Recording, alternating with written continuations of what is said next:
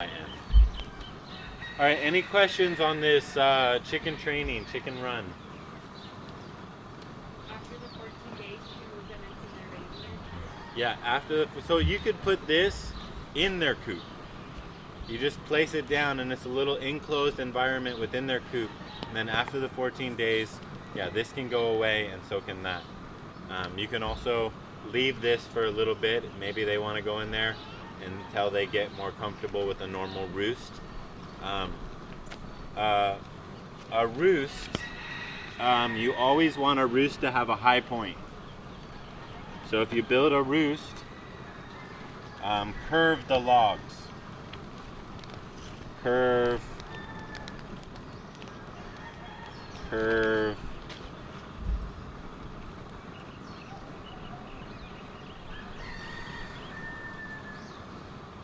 curve. So that as they get up, the little chicken's standing here on its curved log. This one maybe is lower on the pecking order. Or this one,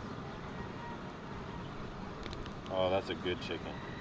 This one's lower on the pecking order than this one, right? This is the queen, or the top of the pecking order. Okay, everybody knows because she's standing in the highest place that she's the top dog, right?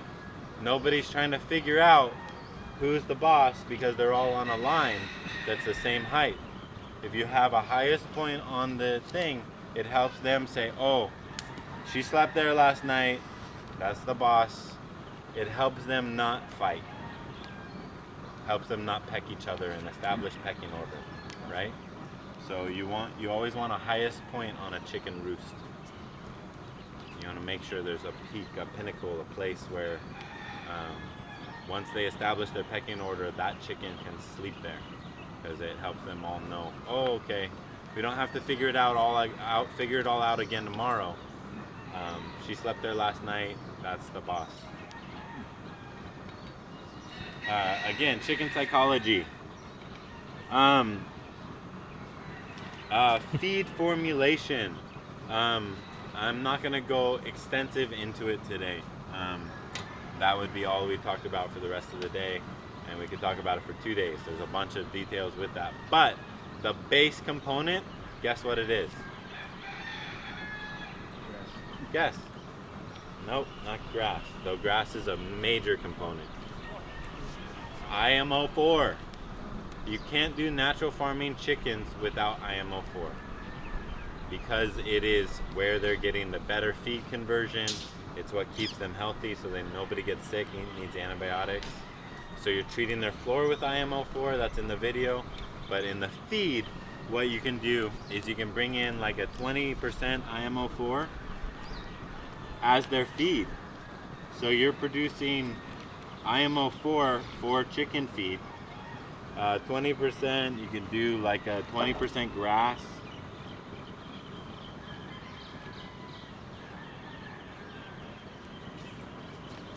%, commercial feed.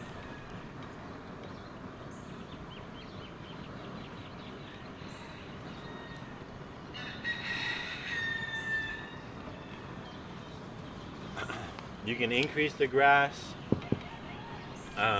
and then you can bring in other components, whatever you have that would be good. You can bring in food scraps, household waste, whatever other things you can bring in to occupy that other 40% can work. You can also increase commercial feed or grass a bit. But what you do is you ferment it for 24 hours. You mingle those, you can bring in some of your nutrients like you'd make liquid IMO3 with, your FPJ, water-soluble calcium is good for chickens. And you can mingle that, wet it with the IMO4, and the feed gets pre-digested for them. You're gonna get better nutrient uptake for their you're going to get better carcass weight and production just by pre-fermenting the feed. So IMO4 is necessary. How you put this all together there's variability. Here's the key though. How much eggs you want per day per chicken? We aim for like an 80% or 70%. We don't go for the commercial, I want 100% eggs. And I'm just pushing as much high protein feed so I get all my chickens laying every day. We're not going for that 100% a day. We're going for that 70, 80% a day, so that we can last a little longer. The chickens aren't burned out as fast, and the way we adjust so we get in that 70, 80% range, how much protein we feed them. We're always trying to bring down our protein because protein is going to be your most expensive feed, right? We're always trying to cheat down our protein so we stay within that ideal range of egg production without having to spend a whole lot on commercial feed. Generally, that's where you're going to get your protein, unless you can get it elsewhere, and it's okay if you can get it elsewhere. If you can bring in whatever waste from slaughterhouse or whatever. But the key is pre-fermenting 24 hours. So you mix up their feed, put it in the cement mixer or tub grinder, whatever you have. Mingle all their feed, put it in a trough or wheelbarrow to sit, and you make their every time you feed them, you're making the feed for tomorrow. And then you give them the feed that's been fermenting 24 hours, and you can get IMO 3, yeah, you said. 4. IMO 4 is best. So what you can mix them with after? IMO, all that together with what? So what these other 40% is kind of depends on what you have. So I mean, you can use 50% commercial feed, but that's much more expensive than if you can find some food scraps, or you can also do like a 10% pig manure can be fed. You can feed them 10% pig manure as long as you're fermenting 24 hours, or cow manure.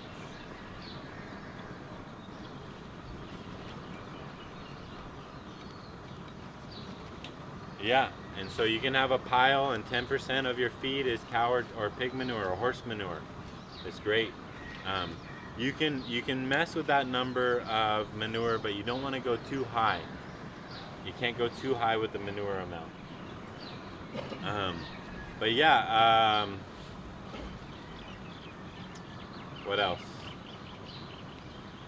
All kinds of stuff. The point is, you can use your free materials to feed your chickens if you're fermenting it and bringing in your commercial feed. Now, if you're getting too low production, you're getting like 50%, half the number of chickens is what you're getting in eggs, then you want to creep up your protein a little bit.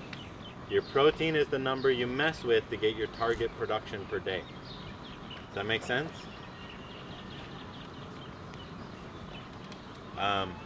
Pretty much the same thing with pigs. Pigs, we ferment their feed. Sometimes you can do a layer. I'll shift to pigs. Any questions on chickens?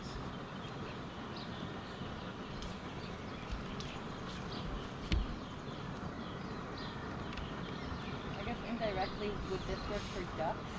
Yeah, Okay. but ducks they like water in their feed. Okay. I think they like a little bit of a wet feed. So you just got to be aware. I mean, I don't know. I've never raised ducks, but I think they like a little water in their feed.